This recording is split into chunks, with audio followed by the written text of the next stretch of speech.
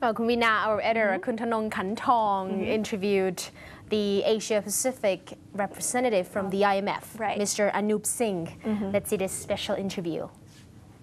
Mr. Anoop Singh, what is your or the IMF's latest projection of the economic growth in Asia and also in the ASEAN region in particular? Well, we did our predictions in January. We are now updating them. Asia doing very well. Asia as a whole, the growth is about 6. Emerging Asia is around 7. And as you know, China and India are 7 to 8. So Asia doing strong. What's most important is helping the global growth, providing more of a stimulus to the global economy. It's very important coming from Asia. How about the ASEAN region in which Thailand is strategically located? Absolutely, and ASEAN is doing well. ASEAN, we expected in January when we did our update, the ASEAN as a group will grow by at least 5% this year.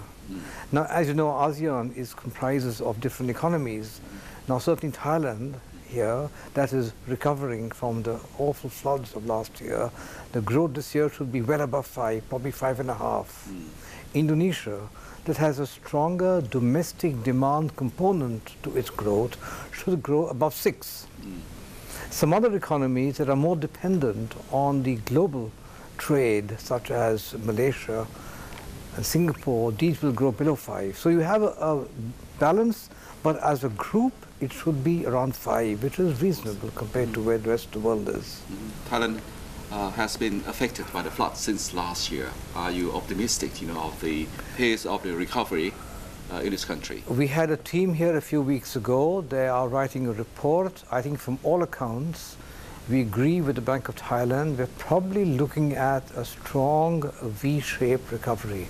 We do expect growth this year to be well above 5, closer to 5.5. It's going to be a strong period. It's going to be a good recovery, a V-shaped recovery for Thailand. Are you going to express any caution about the government's plan for massive fiscal spending, in the aftermath of the floods? Well, our team has had very good discussions, but the main point I would say is the outlook looks good for Thailand. I think inflation is under control, growth is coming back, the outlook looks promising. From your comments, you are quite optimistic about Asia. But then looking at Europe, the crisis is still reeling on, and also we have economic weakness in the US over the past year. So how is that possible that Asia is growing? Is it going to decouple, from Europe and the United States? This is a very important point you raised. I discussed it this morning at the conference I'm at. I tried to show that in many parts of Asia, the contribution from external demand, from exports, has come down. Because what you said of advanced economies in the US and Europe, but also it is the case that the contribution to growth within Asia from domestic sources is building up. And I think that is the challenge for Asia in the coming years. How do you get more dependent on domestic demand, investment in some countries, consumption in some countries, less dependent on advanced economies? That is the challenge for Asia, because Asia remains, many countries, heavily reliant on demand from other countries, the advanced economies. For some countries, which would like to depend on domestic consumption or domestic demand to drive the growth, it might run into bubbles or overheatings. Say, like in the case of China, which has been experienced some overheating in the real estate sector. Are you concerned about the overheating in some economies, particularly China? Let me say about China. You're right in saying what China needs to do. This is well recognized by the Chinese leaders.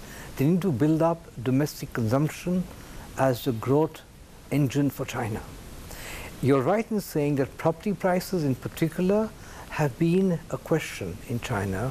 What we do see in recent months is that because of the measures the government has taken, property prices have moderated and stabilized. And I would say the challenges from property prices are being seriously addressed in China, and these have now stabilized.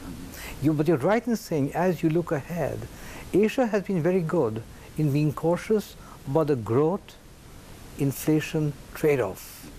And Asia realizes We need to build up a new growth model. At the same time, Asia knows that it's very important also for income inequalities to keep inflation well under control.